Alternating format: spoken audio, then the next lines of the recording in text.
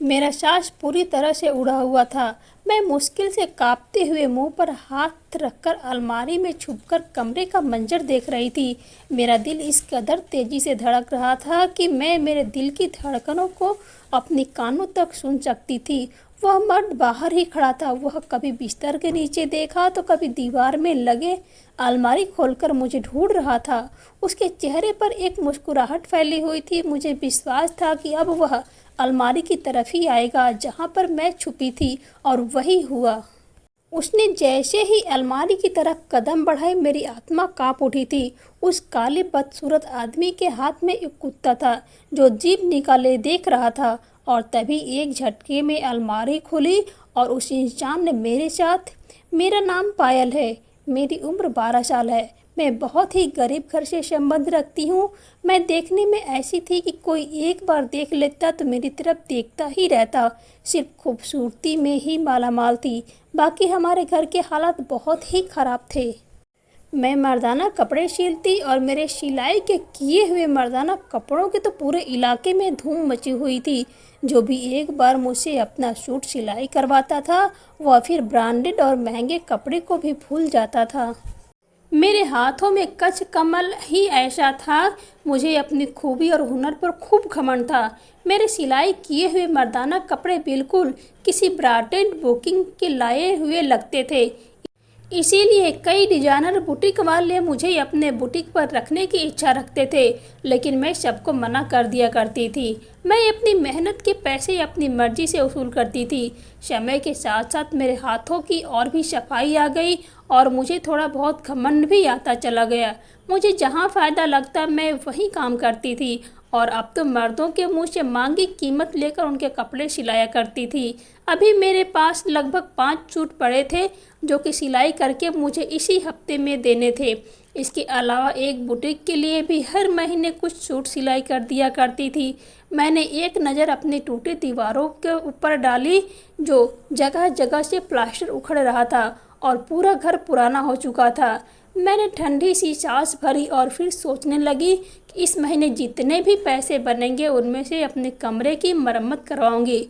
मैं मगन में एक मर्दाना सूट सिलाई करने में बिजी थी कि दरवाजे पर दस्तक हुई। मैंने अपनी छोटी बहन को आवाज़ दी कि जाकर दरवाजे पर देखो, मगर तभी मेरी माँ उठी और दरवाज़ा खोलने के लिए चली गई।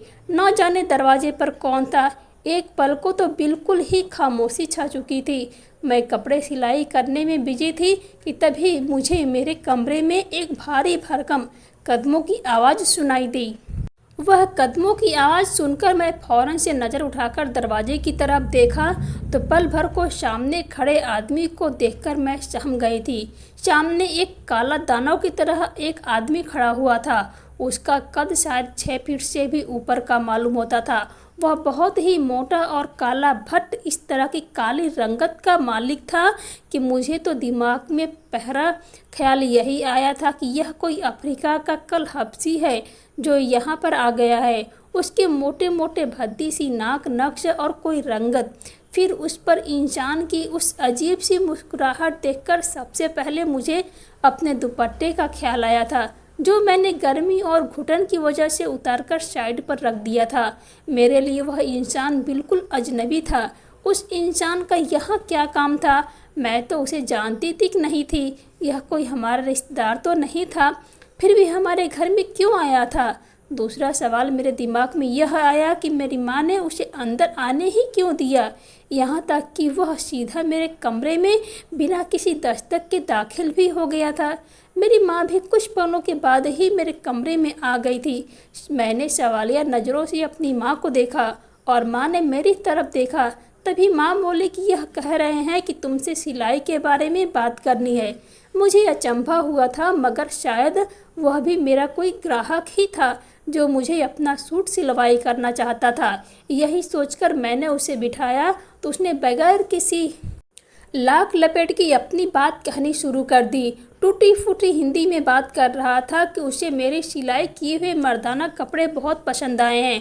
उसके बाद वह जो बोला उसे सुनकर मेरे होश उड़ गए थे। वह कहने लगा, आपके सिलाई किए कपड़े एक बुटीक से खरीदी थी और बड़ी मुश्किल से उस बुटीक से आपका एड्रेस लेकर यहाँ तक पहुँचा हूँ। मैं चाहता हूँ आप मेरे साथ दुबई चले। वहाँ पे ऐसे डिजाइनर कपड़ों की बहुत मांग होती है। हाल ही में एक बड़े ब्रांच का उद्घाटन हुआ है। अगर आप चाहें तो दुबई में कपड़े सिलाई करके रातों रात लाखों रुपए कमा सकती हैं। आप अमीर बन सकती हैं। उसकी बात सुनकर मैं दंग रह गई थी। कैसा अजीब इंसान था। उस इंसान से मेरी ना जान ना पहचान थी और वह यूं ही एक सांस में बात कहे जा रहा था। मैं टकटकी बंदी से उसे देखते गई। उसने कहा कि मैं एक सूट जो सिलाई यहाँ करती हूँ, अगर दुबई में एक सूट ऐसा ही सिल दिया जाए तो उसके 10 गुना पैसे मिलेंगे। मैं तो आंखें झपकाना ही भूल गई थी। माँ ने एक नज़र मेरी तरफ देखा। उनकी आंखों में भी चमक सी आ गई थी। मैं मानती हूँ कि उनके बातें हम जैसे गरीब और ज़रूरतमंदों लोगों के लिए दिलचस्प कारण बन सकती है, मगर मैं एक गैर आदमी पर आंखें बंद करके भरोसा नहीं कर सकती थी। मैंने उससे जान छुड़ाना चाहिए कि मुझे ज़्यादा रुपए की लालच नहीं है। हिंदुस्तान में रहकर ही मैं अपना गुजारा बसर कर लूँगी। मगर तभी उस कल भत्ते इंसान ने एक नज़र मेरे टूटे फूटे घर पर डाली, जिसका पेंट जगह जगह से उतर चुका था। दीवारों में कई सुराख हो चुके थे। छत से भी सीलन साफ दिखाई दे रही थी। एक तूफान तेज आ जाते तो हमारा घर शायद ज़मीन पर ढेर हो जाता था। उसने एक नज़र चारों तरफ डाला।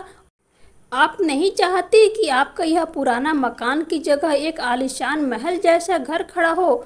आपको जो मौका मिल रहा है वह हर किसी को नहीं मिलता और आप जैसे और आपसे अच्छी हुनर की लड़कियां मुझे आसानी से नहीं मिल सकती। आप सोच समझकर मुझे जवाब दे सकती हैं। यह कहकर उसने अपनी जेब से सिगरेट निकाली और लाइटर से जलाकर सिगरेट को कष्ट करके लगने लगा। बड़े सुकून से मेरे पुराने से कमरे में बैठे मेरे जवाब का इंतजार में था।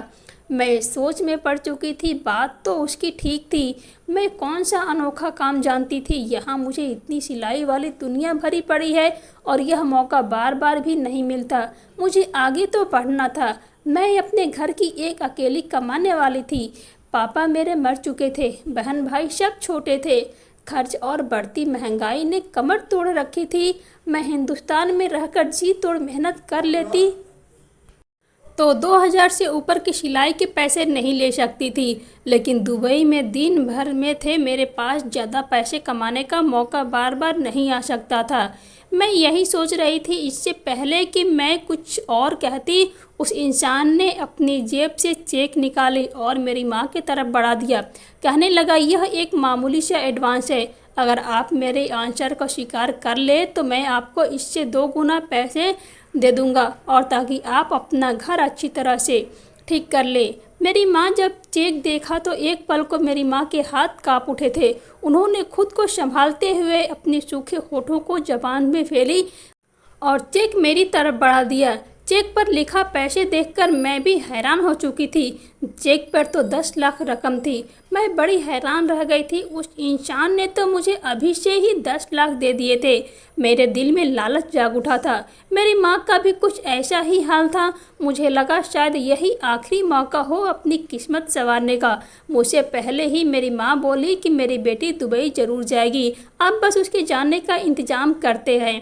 माँ की जल्दबाजी पर मैं हैरान हो चुकी थी। वह इंसान तो खुशी से फूल ही नहीं समा रहा था।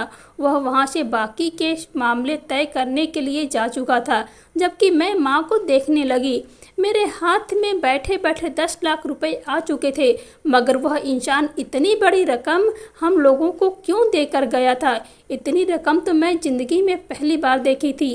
पापा के मरने के बाद अपनी दोनों बहनें और छोटे भाई को जिम्मेदारी मुझ पर आ चुकी थी। मैंने ज़्यादा पढ़ाई तो नहीं की थी, मगर भगवान ने मुझे यह हुनर दे रखा था कि मैं बहुत ही अच्छे कपड़े सिलाई कर लिया करती थी। मैं गरीब थी, इतना ही कमा पाती थी कि महीने की आखिरी में अपने बहन भाइयों की पढ़ाई का खर्चा और बाकी घर का सौदा खरीद पाती थी। बाकी की इच्छाएं तो मैं जैसे बरसों से ही दिल में दफन कर ली थी। मगर अब जब यह दुबई जाने का आंसर सुनी तो मेरी खुशी का कोई हद नहीं रहा। मेरी माँ मुझे दुबई भेजने के लिए तैयार हो गई थी। कहने लगी कि हमारे हालात बदल जाएंगे। मेरी माँ तो वैसे भी थोड़ा लालची टाइप की थी। फिर भी मेरा दिल थोड़ा सदमे का शिकार था, अभी भी अंदर से डरने का शिकार था। मगर अपने बहन भाइयों को अच्छे फ्यूचर के लिए, मैं अपनी माँ की सारी इच्छाओं को पूरा करने के लिए मुझे यह कुर्बानी देनी पड़ेगी और मैं दुबई जाने के लिए हामी भर ली। कुछ ही हफ्तों में तमाम ज़रूरी कागजात तैयार कर लिए गए। वह काला सा इंसान कई बार घर आकर मुझे ज़रूरी कागजात पर साइन ले चुका था। मुझे पढ़ना तो नहीं आता था, लेकिन बस अपना नाम लिखना जानती थी। उसने कहा कि 2 साल का कॉन्ट्रैक्ट है। 2 साल से पहले ना तुम हिंदुस्तान वापस आ सकती हो, ना ही कहीं और किसी जगह पर काम कर सकती हो। मेरे सामने कॉन्ट्रैक्ट पेपर के साथ 15 लाख का चेक और भी रखा हुआ था, इसीलिए बिना सोचे समझे मैं साइन कर दी। कुछ ही दिनों में मेरा वीज़ा, टिकट सब कुछ बन चुका था और फिर मैं अपनी माँ और बहन भाइयों को छोड़कर दुबई के लिए रवाना हो गई। एडी भी मेरे साथ ही जा रहा था। मैं देखने में बहुत ही खूबसूरत थी। उस इंसान के साथ प्लेन में बैठे मुझे अजीब लग रहा था। वह एकदम काला और मैं सफ़ेद रंगत की मालकिन। ना जाने क्यों वह आदमी एक आँख नहीं भाता, बल्कि ऐसा था कि जैसे देखकर इंसान नज़रें बदल ले। मुझे उस इंसान इतने बड़े प्लेन में खिला नहीं, लेकिन मैं सब कुछ पैसे के लिए कर रही थी, इसीलिए मजबूरन उसके साथ देना पड़ रहा था। इस सफ़र के दौरान मैंने उससे एक बार भी कोई बातचीत नहीं की। दुबई पहुंचकर मेरे दिल में अजीब सी बेचैनी और डर उठने लगे थे। ना जाने अब यहाँ मेरे साथ क्या होने वाला था। मेरे दिल में अजीबोगरीब से उठ रहे थे। मैंने एक नज़र उस आदमी पर डाली जो मुझे घूर रहा था। उसकी आंखों में कुछ ऐसी चुभन थी कि मैं ज़्यादा देर तक उसकी आंखों में ना देख पाई। दुबई पहुंचने के बाद उसने मुझे गाड़ी में बिठाया, फिर एक फ्लैट पर ले गया। मैं फ्लैट में दाखिल हुई तो यह देखकर हैरान रह गई कि वह फ्लैट तो बिल्कुल बुटीक जैसा लग रहा था। वहाँ पर मर्दाना कपड़े सिलाई करने के लिए हर चीज़ मौजूद थी। वहाँ के ऐशो आराम देखकर एक पल के लिए मैं हैरान रह गई थी। मैंने तो सपने में भी ऐसा आलीशान फ्लैट नहीं देखा था और ना ही सोचा था कि कभी मैं दुबई जाऊँगी। उसने मुझसे कहा कि यह मेरा फ्लैट है, तुम इस फ्लैट में रहोगी और मैं अपने दूसरे फ्लैट में रहूँगा। यहाँ रहकर तुम अपने कपड़े सिलाई करना। मुझे वहाँ छोड़ने के बाद वह वहाँ से जा चुका था। अगले ही दिन कई सारे कपड़ों के ऑर्डर लेकर मेरे पास आया और उसने मुझे कुछ लोगों से भी मिलवाया। मुझे वहाँ की भाषा नहीं आती थी, इसीलिए जो भी इंसान मेरे घर आता उस काले आदमी से बात करता। पहले ही सूट को जब मैं सिलाई किया तो वह ग्राहक तो बहुत पसंद आया और उसने मुझे इतनी रकम दी जिसे देखकर मेरी आंखें फटी की फटी रह गई। इतनी रकम तो शायद मैं 10 जगह सिलाई करके भी हिंदुस्तान में नहीं कमा सकती थी, जो मुझे यहाँ के एक जोड़े के सिलाई के बदले मिल रहे थे। यहाँ आकर जो दिल में थोड़ी सी बेचैनी और डर था, वह सब अब दूर हो चुके थे। मैं अब खुश रहने लगी थी और मुझमें जैसे घमंड और भी बढ़ने लगा था। मुझे लगता था कि जिस तरह मैं पैसे कमा रही हूँ, बहुत ही जल्द मैं अमीर हो जाऊँगी और अपने बहन भाइयों को भी यहीं दुबई बुलाकर सेट हो जाऊँगी। रोज़ाना यहाँ आया करता था, लेकिन थोड़ी ही देर बाद वापस चला जाता था। मैं इस फ्लैट में अकेली ही रहती थी, मगर फिर भी उसका रोज़ रोज़ आना पड़ने लगा था। जैसे जैसे काम बनने लगा था, वह हफ्ते में धीरे धीरे यहीं रात गुजारने लगा था। इस फ्लैट में 4 कमरे थे, 2 सिलाई के लिए और एक कमरा मेरा था और एक कमरा हमेशा लॉक रहता था। एडी जब भी आता इस कमरे में जाता, फिर वहाँ सोने भी लगा। अब तक उसने मुझ पर कभी भी बुरी नज़र नहीं डाली थी और मुझे बहुत ही सम्मान के साथ बात करता था, इसीलिए मुझे कभी भी उससे कोई बुरी नीयत का शक नहीं हुआ था। पहले 1 महीना तो मैं फ्लैट में रहकर खूब कमाई की, कुछ पैसे और तोहफे घर पर अपनी माँ और बहन भाइयों के लिए भी भेजे। धीरे धीरे काम होता चला गया और एडी का घर पर आना जाना बढ़ने लगा। एक दिन वह फ्लैट में आया तो लड़खड़ाकर चल रहा था। इस हालत में देखकर मैं डर गई थी। न जाने उसे क्या हो गया था। मैं उसे भाई समझते हुए उसके करीब गई ताकि उसे संभाल सकूं। फिर जिस कदर लड़खड़ा था, उम्मीद था कि फर्श पर गिर जाता, मगर जैसे ही मैं उसके करीब गई तो उसके शरीर से आई बदबू, मुझे उपाय आने लगा कि उसके पास में बहुत ही गंदी बदबू आ रही थी। ऐसा लगता था कि जैसे वह कोई नशीली चीज़ पीकर आया हो। मेरा पूरा शरीर कांपने लगा था। यह क्या हो गया था? वह आदमी मेरे लिए गैर था और नशे की हालत में यहाँ वह क्या करने आया था? मैं डर के मारे उसे दूर होने लगी और भागकर अपने कमरे में चली गई। मेरा दिल जोर से धड़क रहा था। वह इंसान के नीयत में क्या थी, वह क्या चाहता था। इतना सोचकर मेरी सोच वहीं पर दम तोड़ गई। मेरी आंखों से आंसू गिरने लगे। वह एड़ी बाहर ही सोफे पर बैठ चुका था, अब बार बार मुझे आवाज़ दे रहा था। कम से कम इस समय तो मैं उसके पास नहीं जा सकती थी। कितने ही देर में कमरे में बंद रही, घर के ऊपर पास न आए, शायद वह जा चुका था। यही सोचकर मैं एक सुकून सी सांस ली और कमरे से बाहर निकल आई। सामने कोई भी नहीं था, लेकिन मेरा शरीर अभी भी काँप रहा था। डर के मारे मेरा गला भी सूख चुका था। मैं जैसे ही पानी पीने के इरादे से किचन की तरफ जाने लगी तो मेरे गले से अचानक एक चीख निकल गई। किचन के फर्श पर एक कुत्ता खड़ा था। मुझे कुत्तों से बहुत डर लगता था। ऐसे कल भयानक कुत्ते को देखकर तो वैसे ही अच्छे भले इंसानों के होश उड़ जाते। मैं तो फिर भी एक लड़की थी। मेरा पूरा शरीर बर्फ की तरह जम चुका था। मैंने पीछे की तरफ मुश्किल से कदम उठाया शुरू किया, तभी मेरा शरीर किसी सख्त चीज़ से टकरा गया। मैं पलटकर देखी तो वह काला इंसान मेरे पीछे खड़ा मुस्कुरा रहा था। मुझे यूं डरे देखकर उसके चेहरे पर मुस्कुराहट फैली और कहने लगा, कब से आवाज़ दे रहा हूँ, आखिर अब बोल क्यों नहीं रही थी? तुम्हारे लिए कपड़ों का ऑर्डर लाया हूँ। बड़े धड़के से उसने मेरा हाथ पकड़ा था। मैं उस कुत्ते के डर से काँप रही थी। मैंने वह मुश्किल से कुत्ते की तरफ इशारा किया। डर के मारे मेरे मुंह से आवाज़ भी नहीं निकल रही थी। वह इंसान इतने बड़े कुत्ते को देखने के बावजूद नॉर्मल खड़ा था। मैं कांपती हुई आवाज़ में बोली, वह कुत्ता, उसे मारो। मगर वह काला आदमी एक अंदाज़ा मुझे चौंक रहा था। उसने मेरे सिलाई वाली मेज़ पर मुझे बिठाया और फिर बड़े आराम से उस कुत्ते के पास जाकर उसे अपनी गोद में उठा लिया। वह इंसान मेरे पास चला हुआ आने लगा तो मैं डर के मारे चिल्लाने लगी। मुझे लगा शायद डर से मेरी मौत ही हो जाएगी। कहने लगा कि यह ब्लैक माइकल है, मेरा दोस्त है, मेरी जान है, मुझे इस कुत्ते से बहुत मोहब्बत है। वह मेरे पास आया और बोला, मुझे आज किसी इंसान की नहीं बल्कि अपने इस कुत्ते के कपड़े सिलाई करवाने हैं। तो मगर मेरे पास इस पालतू कुत्ते के कपड़े सिलाई करोगी तो तुम्हें मुँह मांगी रकम दूंगा। मैं तो उस कुत्ते को देखकर सांस लेना भूल गई थी। मैंने उसे इनकार कर दिया। तो तुम क्यों डर रही हो? यह पालतू है, तुम्हें कुछ नहीं करेगा। मैं तुम्हें सिलाई के 5 लाख दूंगा।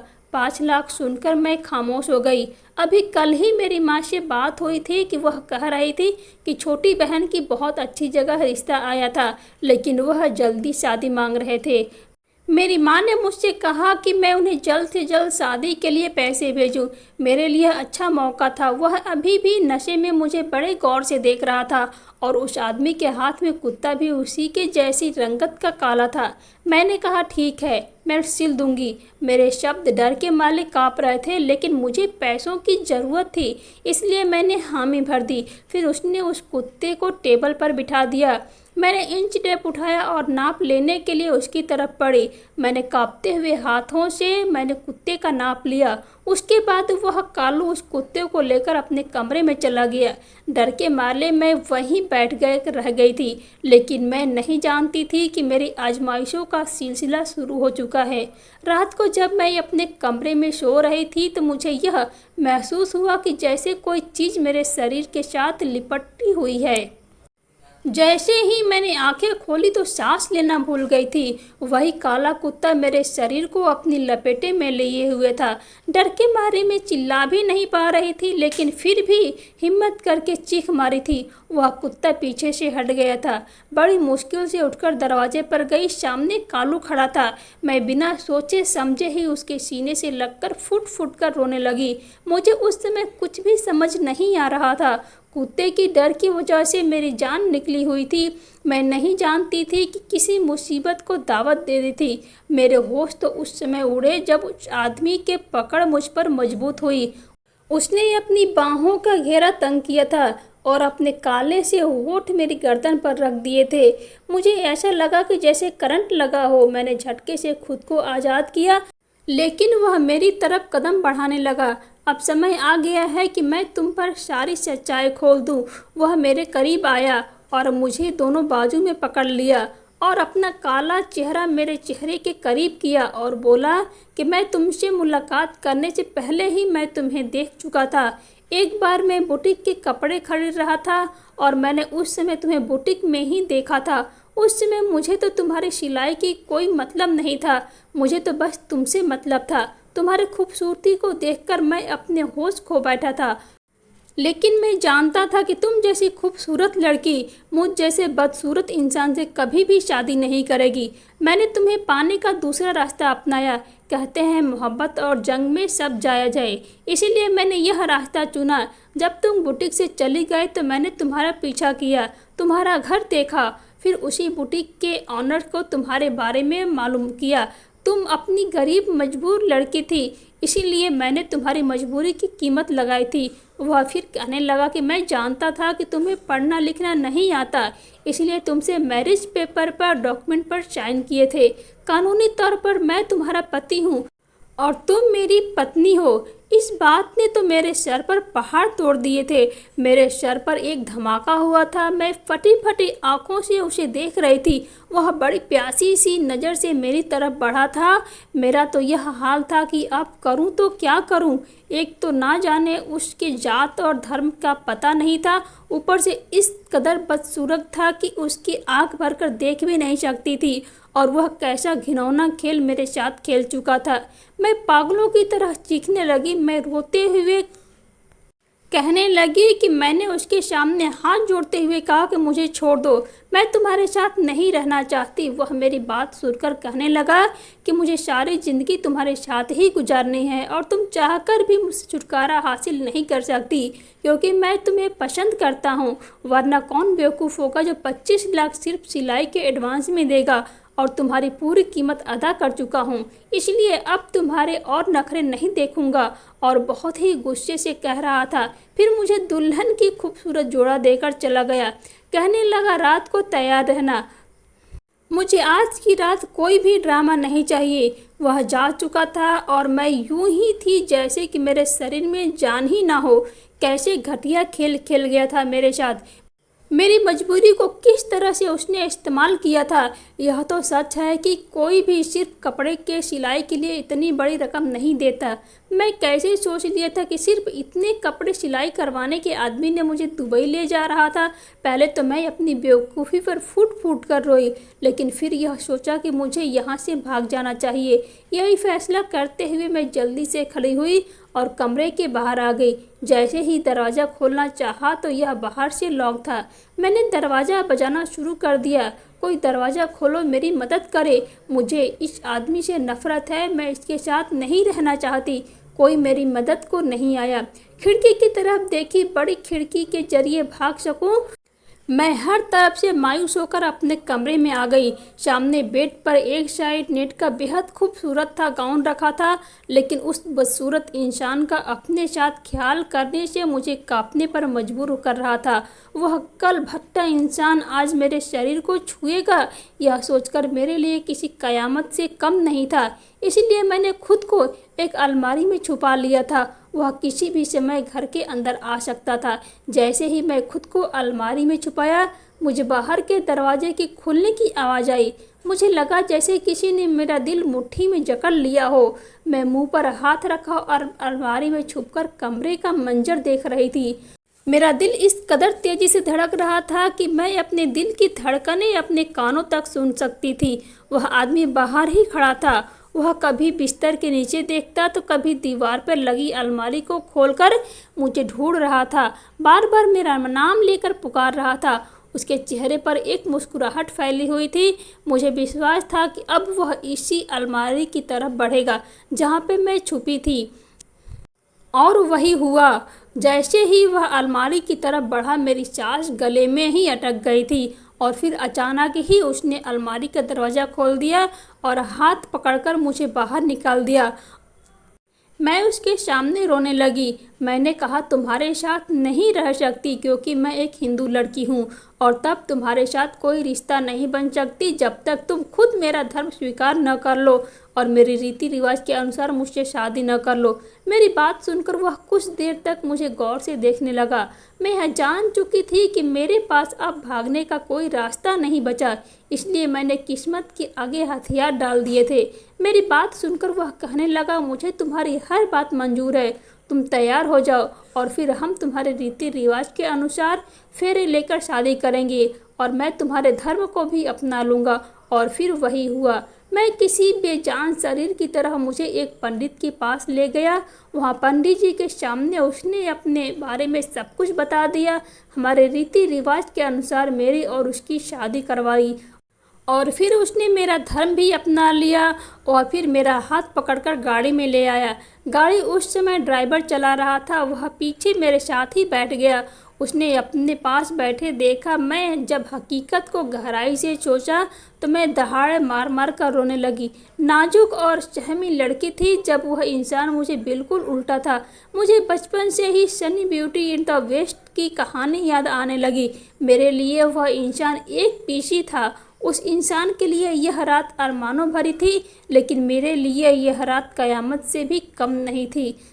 घर आकर उसने अपनी हर ख्वाहिश पूरी की थी, लेकिन मेरा शरीर तो ऐसे था जैसे बर्फ़ की तरह ठंडा पड़ा था। मैंने अपने आप को उसके हवाले कर दिया था, लेकिन मेरे दिल में उसके लिए सिर्फ नफ़रत भरी थी। मेरी संगत पाकर वह बहुत खुश था। मेरे घर वालों को पैसे भी भेजता था, मेरा भी बहुत ख्याल रखता था, लेकिन मैं उसे अपने दिल की जगह नहीं दे पा रही थी। जब जब रात को मेरे करीब आता और मुझे अंगलित करता, मेरा शरीर बस बेजान रहता था।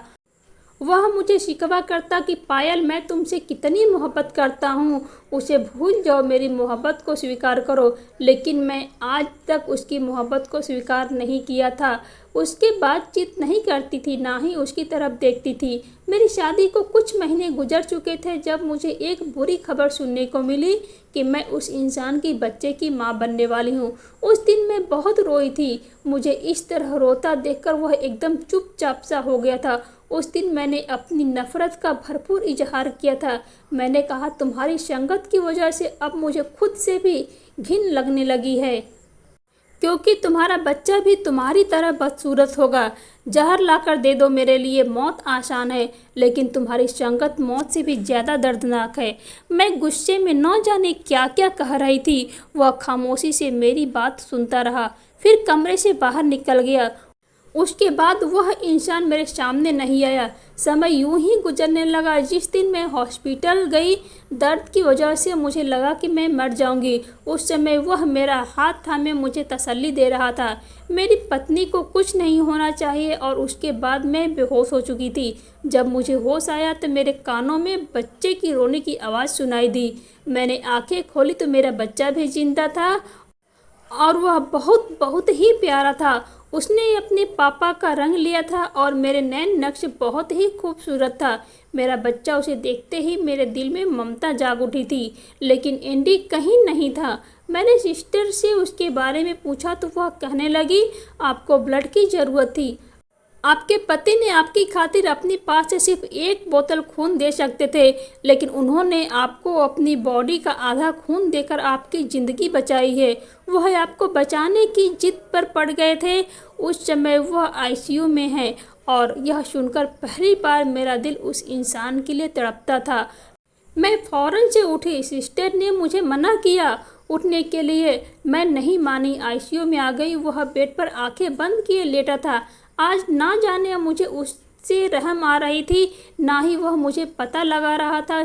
सामने लगी मशीन उसकी डूबती सांसों की खबर दे रही थी। मैं रोते हुए उसके साथ लग गई थी। उसने जरा सी आंखें खोली, कहने लगा कि मैंने अपनी मोहब्बत के चक्कर में तुमसे ख्वाहिश का ख्याल नहीं रखा।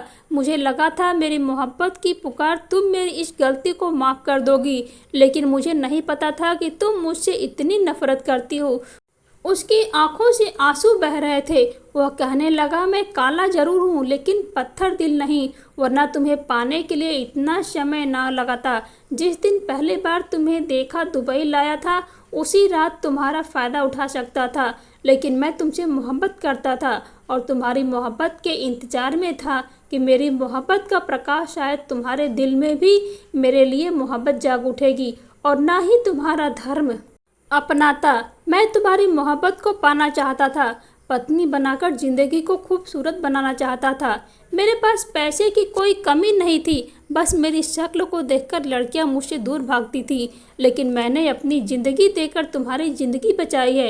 मेरे मरने के बाद तुम आज़ाद हो जाओगी। बस तुमसे एक विनती है कि तुम मेरे बच्चे का ध्यान रखना। मैंने कहा कि मुझे तुमसे कोई शिकायत नहीं है, मैंने सिर्फ तुम्हारा ऊपरी रंग रूप देखा, तुम्हारे अंदर की सुंदरता को नहीं देखा।